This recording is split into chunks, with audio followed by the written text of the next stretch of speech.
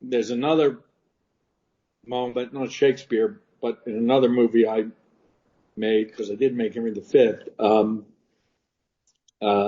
sailing movie called Master and Commander, and the captain of the ship, they're under heavy fire. And there's a little boy, a little midshipman, and he ducks down. And the captain, played by Russell Crowe, he reaches over.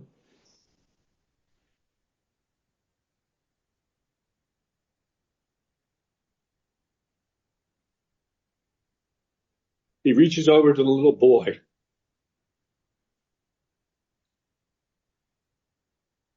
And he says, stand tall on the quarterdeck, all of us. And that's what I think of when I think about you, Pat. You've stood tall on the quarterdeck under heavy and unfair fire.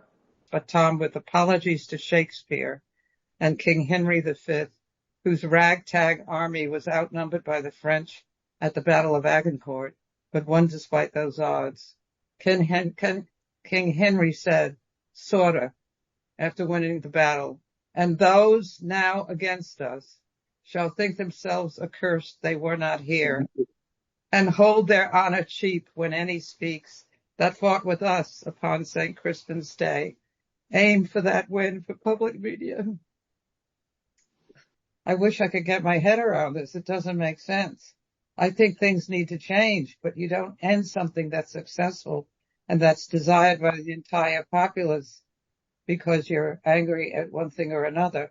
Is there bias? Sure, we're not perfect, but we were working on that. It's not a legitimate reason to shut down everything. First, I want to start by saying never in 58 years, actually, of operations has CPB and our public media system been so maligned and attacked.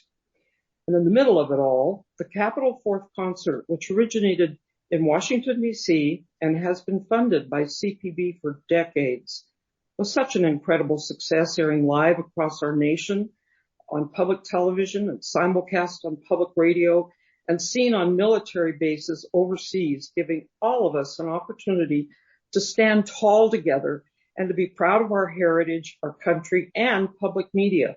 It was a healing and unifying experience for me, and I think for so many others who I visited with. And yet, a short 14 days later, Congress renewed the assault on public media and passed President Trump's rescission package, which eliminates funding for CPB and public media for FY 2026 and 2027.